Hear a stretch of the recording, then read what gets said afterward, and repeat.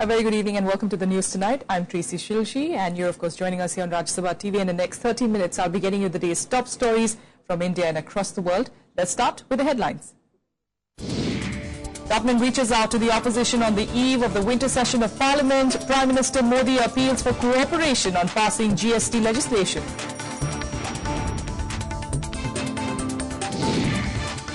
Three terrorists are killed after a gun battle at army base in Tanga sector of Kupwara district. 4 army jawans are injured and 1 civilian is dead.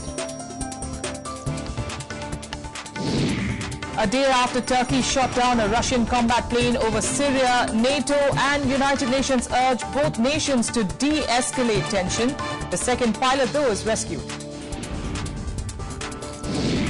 And in the Nagpur Test, India restricts South Africa to 11 for 2 wickets after ending their first innings for just 215 runs.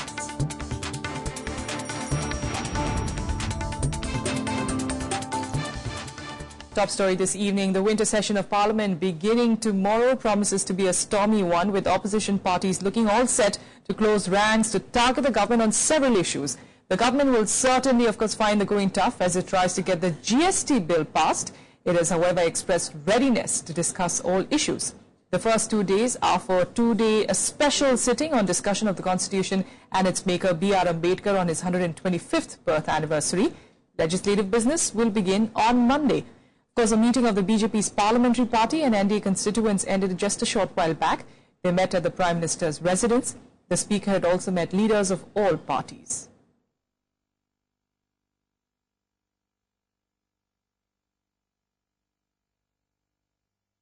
And that all-party meeting was held in a bid to find the middle path and help the House function without disruptions.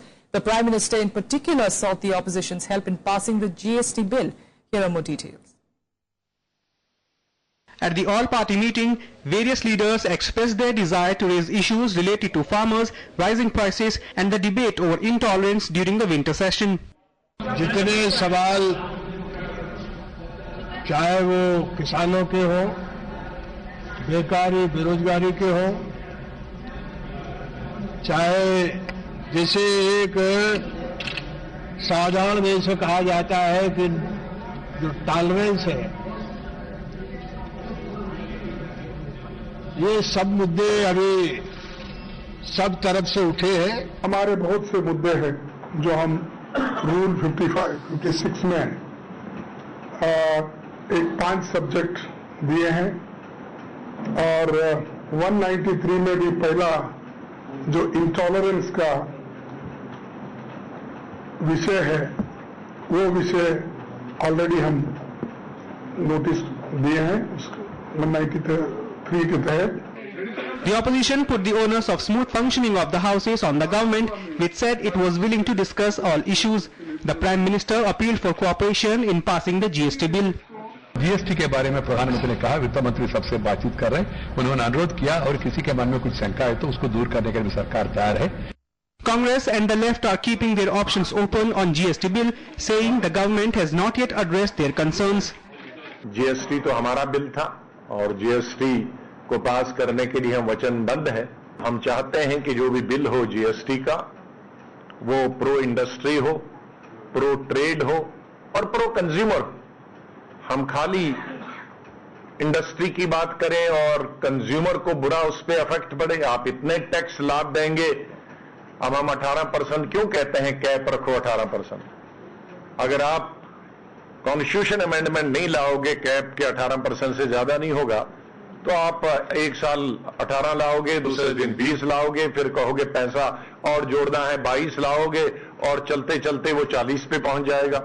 सिर्फ एक मुद्दा है जहां पर राज्य सरकारों की सहमति की जरूरत है, क्योंकि जीएसटी आने के बाद किसी भी राज्य सरकार के हाथ में कोई भी टैक्स प्रपोजल रखने का अधिकार नहीं होगा। सरकार से हमने कहा कि राज्य सरकारों से बात करके उनकी सहमति लेकर आप आगे बढ़िए, लेकिन अभी तक कोई सूचना सरकार ने नहीं दी। The opposition attack could gain momentum from next Monday when the government brings its legislative agenda to the table. The session commences with a 2-day special sitting to discuss the Constitution and its maker, B.R. Ambedkar, on his 125th birth anniversary. 38 bills, including some finance bills, are awaiting parliamentary approval. Vishal Dahiya's report for Rajya Sabha TV. All right, for more on this story, we're joined by Mr. Navino Padilla, who's a political editor with The Pioneer. Mr. Padilla, thanks so much for being here with us. You know, at the start of the session today, of course, we're seeing from both sides, the government, of course, saying they're ready to discuss all issues. The opposition is saying that if the government listens to us, then why not? We will not disrupt the House. But is that the strategy we're going to be seeing actually taking place, in the coming month? You see, I personally feel that this session is going to see some business. It's not going to be a washout. Like the previous session, because there is a willingness from both sides to not to disrupt the House, because there is a public pressure also. I think there has been severe criticism of both the government and the opposition for the way Parliament was disrupted in the last session. And I think the GST is a very pressing bill. The opposition cannot afford to antagonize the entire business community and the states which are in favor of this bill. So, there will be some give and take. I personally feel that there will be give and take, and maybe the cap, the Congress is demanding there should be a constitutional amendment to put a cap on it, 18%, but maybe enhanced to 20% or somewhere. But I think some give and take. And then the government's willingness to discuss the points which the opposition is raising, like the issue of intolerance. These things, you can get the first hints that there is some concerns to accommodate the issues raised by both the sides. So I suppose there will be some breakthrough. All right. Do you also feel that the question of corruption, that is something that the opposition would be bringing up as well? Last session, of course, we did see, when it came to Sushma Swaraj, Vasundhara Raje, and you, of course, had the Vyapam scam, the Madhya Pradesh Chief Minister, all three of them were something that the opposition was gunning for. Is that something that could be brought up again this time around? You see, this is what the opposition has been saying, but I think that issue has lost the sting now. I mean, that was a time when it had gained momentum because of the lot of media exposure. But since then, there has not been any fresh exposure. So I don't think, that issue is going to gain currency anymore. And corruption is an issue which is affecting everybody. I think all parties are affected by it. So I don't think anybody can take a very high moral ground and try to corner the government on that issue. So I don't think that's going to be a very powerful weapon in the hands of opposition. All right. So what you're saying is the Congress, of course, the opposition, of course, may change its strategy, may actually come to House, allow it to, work, have discussions. Is there a change of strategy that we'll be seeing from the government as well, especially coming in from that Bihar debacle? Are they in a more of a position that let's definitely discuss? Are they in a position that yes, perhaps we will see, the Prime Minister sitting in on some discussions and perhaps giving his stand as well?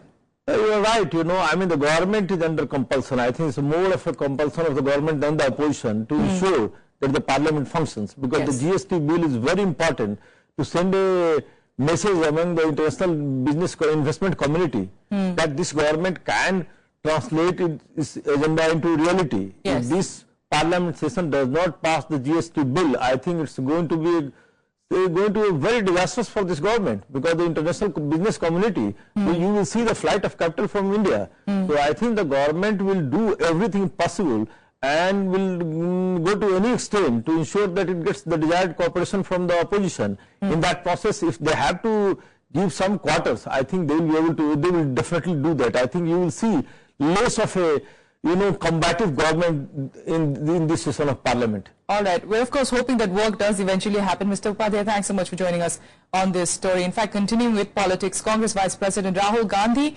interacted with students, about 1,500 students of them, second and third year degree students at the Mount Carmel College in Bengaluru. It was the start of a series of visits which Rahul Gandhi is expected to make to colleges and universities across the country. In a speech devoted to criticizing Prime Minister Narendra Modi's government, Rahul said that while democracy is about conversation, the Prime Minister has not once yet called anyone from the Congress party. Calling it a sood boot ki sarkar, Rahul alleged that only one person decides in the government. In fact, the Congress Vice President also said that his party strongly believed in the GST, but the government needed to reach out to the opposition on certain issues. We have a number of issues in Parliament. We are going to raise the issue of intolerance. What has been happening over the last couple of weeks, it's very disturbing. Prime Minister's silence on these issues. GST, of course, is going to be part of the conversation.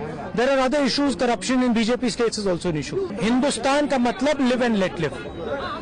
ये देश भाईचारे का देश है, प्यार का देश है, मगर बीजेपी की सोच, आरएसएस की सोच एक हिंदुस्तानी को दूसरे हिंदुस्तानी से लड़ाने की है। इससे देश को बहुत नुकसान होगा। All right, now let's head on to more news. And 3 terrorists who attacked the Indian Army base in Tangdhar sector of Kupwara district of Jammu were killed today. The heavily armed terrorists killed a civilian and injured 4 army jawans in the gun battle. 3 terrorists were shot dead at the Indian Army base camp in Tangdhar sector of Kupwara on Wednesday. Armed with small arms and grenade launchers, they were killed in a gun battle that lasted 7 hours. सुबह हमें एक report मिला कि वहाँ पर 31GR local unit है army का, उसके अंदर कुछ ब्लास्ट की आवाज़ हमें सुनाई दी, उसके बाद कुछ फायर शॉट्स की भी आवाज़ सुनाई दी। About 80 soldiers were present in the base during the attack that claimed a civilian's life, and 4 soldiers were also injured. Terrorist outfit Jaish-e-Mohammed claimed responsibility for the invasion. Meanwhile, 100 kilometers away, anti-terror operations entered the second week in the Manida region in Kupwara district. Last week, Colonel Santosh Mahadik was killed here in an encounter. Attack on army installation in Tangdhar is, in my opinion, intended to release pressure from what is building up in Kupwara against the infiltrators. As we know that encounters in Kupwara have been going on for quite some time. The army also uncovered a major militant hideout in Poonch district. Security forces launched search operations in the Dungi-Cheed forest area near Mangnal village and recovered ammunition that included an AK-47 rifle and Chinese grenades. Bureau Report, Rajya Sabha TV. A high-level inter-ministerial central team will visit Tamil Nadu tomorrow to assess the damage caused by the recent floods in the state. The team has been deputed following a request from the Tamil Nadu government to Prime Minister Narendra Modi. Representatives of the Ministries of Agriculture, Finance, Rural Development, Drinking Water and Power from Delhi will be a part of the team. They are also likely to visit Puducherry. Over 160 people lost their lives in the rain-related incidents in Tamil Nadu and neighbouring Andhra Pradesh since the 1st of October due to the floods caused by incessant rains. With that, let's get you some more updates from across the country nationwide. The Sikh Chamber of Commerce was launched in the national capital today on the occasion of Gurpurab.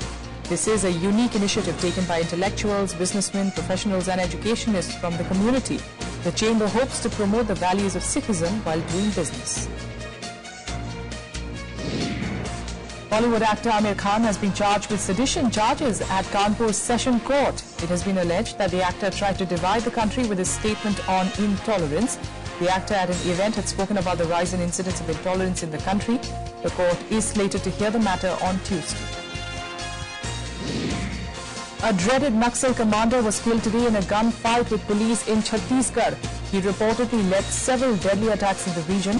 Meanwhile, in a separate incident, 4 ultras were held. The insurgents had torched at least 20 vehicles and machines engaged in mining work. Arms including a 303 rifle and a 315 bore revolver were recovered from the spot.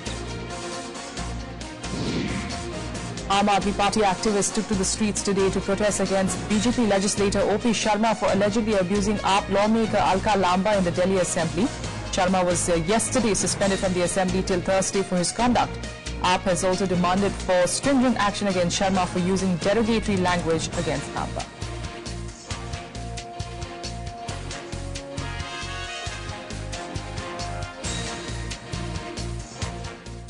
With a quick break here, but still ahead, international news, and Brussels limps back to normalcy after 3 days of a security lockdown. Details coming up.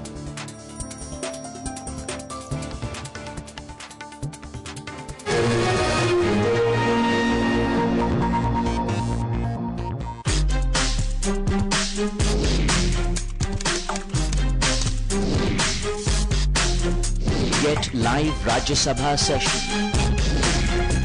News, views, reports and analysis you can trust on social media. Subscribe, follow, like Rajya Sabha Television.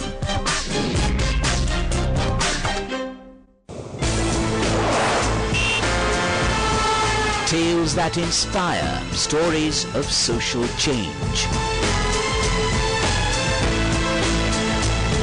A salute to diversity, promoting public discourse. Events that motivate, inspiring the innovative spirit. Watch Rajya Sabha television documentaries every Friday at 10:30 p.m., Saturday 12:30 p.m. and Sunday at 1 p.m.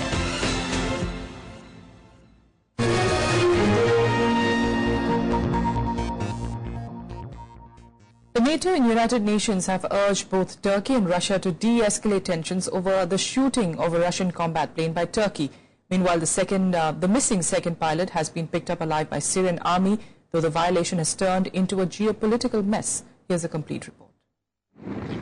One of the two Russian pilots who ejected from a jet shot down by Turkey has been saved by Russian and Syrian special forces. Deux pilotes, quand l'avion était abattu, les deux pilotes se sont éjectés de l'appareil et l'un a été d'abord blessé quand il descendait avec son parachute et puis achevé d'une façon tout à fait sauvage sur le sol, par terre, par les djihadistes qui étaient dans la région. Meanwhile, Russia has accused Turkey of violating the Syrian border, egging the blame game further. Это же подтверждается данными сирийской противовоздушной обороны. Более того, по данным радиолокационной разведки, аэродрома Хмеймим. In signs of deepening divisions between the countries, NATO and United Nations have appealed for calm. They have asked the two sides to take urgent measures to de-escalate tensions. The Secretary-General urges all relevant parties to take urgent measures with a view to de-escalate the tensions, and he hopes that a credible and thorough review of the incident will clarify the events and help prevent future recurrences. However, amid the prevailing tension, Turkey found some support from the US and France, who claimed that a country has the right to defend itself. I think it's very important right now for us to make sure that both the Russians and the Turks are talking to each other, find out exactly what happened, and take measures to discourage any kind of escalation. Oui, cet événement qui est éminemment regrettable. La Turquie est en train de donner toutes les informations en ce moment même au Conseil Atlantique pour savoir exactement ce qui s'est produit. Despite the raging tensions, President Recep Tayyip Erdogan says Turkey does not wish to escalate the issue further. This even as Russia vowed to continue airstrikes near the Turkish border. Bureau Report, Rajya Sabha TV. Schools in much of Brussels started to return to normal after 4 days of a lockdown, but police are still hunting for the prime suspect, 10 others, and the 10 others involved in the November 13 attacks in Paris. There are fears that they could be planning further violence. Nearly 300 police officers stood guard outside city schools. Around half of the city's metro stations were open, with some 200 soldiers assigned to protect them. Je suis toujours un peu inquiète quand même, mais bon, je me dis, il faut quand même continuer à vivre normalement, quoi. Et puis ma fille, elle était pressée de retourner à l'école, voir ses copains et tout. Donc, bon, j'ai décidé de l'amener. Et puis il y a des restrictions quand même pour la sécurité et tout. Et puis bon, je crois que ça va aller, quoi. Prime Minister Narendra Modi will meet US President Barack Obama on the sidelines of the Climate Change Summit in Paris next week. The meeting will happen on the first day of the summit, the 30th of November, as part of the US's effort to work with key players for a strong global deal on climate change. Obama will also be holding a similar meeting with Chinese President Xi Jinping. The agenda of the meeting is to push for an ambitious and fair agreement at the climate conference. Meanwhile, UN Chief Ban Ki-moon has hailed India's plan to slash greenhouse gas emissions. Speaking ahead of the crucial Paris Climate Summit, Ban said that India's efforts towards cutting emissions indicates its seriousness in confronting the challenges of climate change. Ban also backed India's concerns over the lack of climate ambition displayed by developed countries on both fronts of mitigation and support. He asserted that developed countries need to take the lead on climate action. And now for more international news, let's get you Global Buzz. A bushfire is burning out of control over an area of about 3,000 hectares in the state of South Australia. Australian media reports that a firefighter was injured while battling the blaze and that some property has been damaged. Aircraft had been dropping water to control the flames.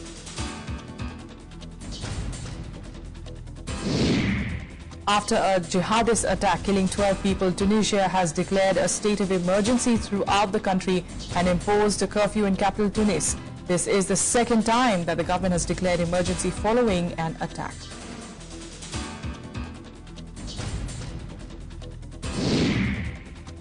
A highly anticipated video of the Chicago policeman shooting a black teenager to death in 2014 has now been released under orders from a judge. The video came just hours after the officer in question, Jason Van Dyke, made his first appearance in court. He has been charged with murder. The city saw demonstrations and protests in its business district. In an effort to reduce violence against women, the UN has launched a campaign called Orange the World. The campaign will run till the 10th of December and will include the lighting up of national landmarks with orange lights, the color of hope.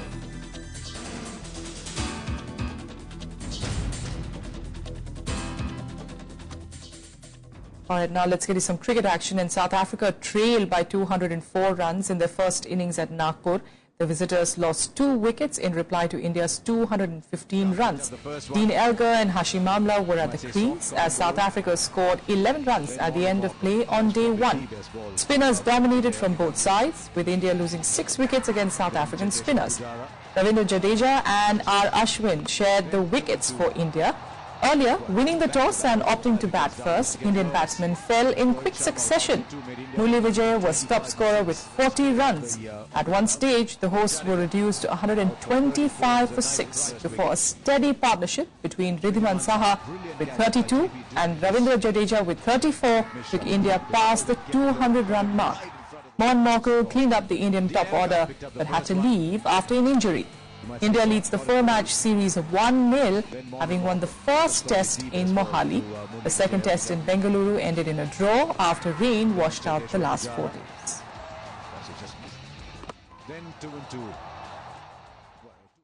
And now let's get you some more updates from the world of sports in Sportsbeat. Indian shutters HS Pranoy and Sai Praneeth advanced to the pre-quarterfinals of the Macau Open. In the second round, 7-seeded Pranoy defeated Chinese Taipei's Chia Suan Lin 21-19, 21-15, while 15th place Praneeth beat Uzbekistan's Artyom Savatgyuin for 21-11, 21-8 in the other match.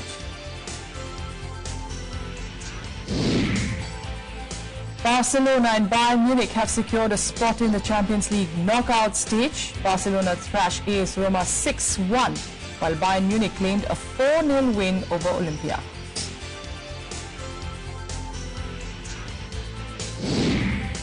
Arsenal beat Dynamo Zagreb 3-0 in the Champions League to keep their qualifying hopes alive. Mesut Ozil's header put Arsenal ahead before Sanchez doubled the lead with a right footer. Later, Sanchez's goal sealed the win for Arsenal.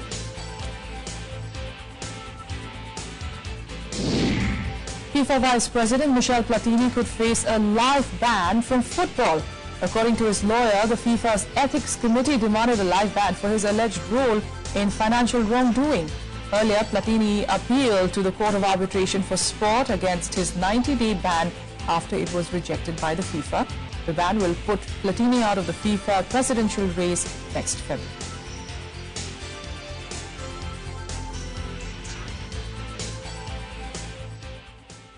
And finally, Sikhs across India celebrated the birth anniversary of their founder and spiritual leader Guru Nanak Dev today. Thousands of Sikhs gathered at the historic Golden Temple in Amritsar to pay their respects. And in New Delhi, devotees gathered in Sikh temples from early in the morning and offered prayers. We're leaving you now with these images.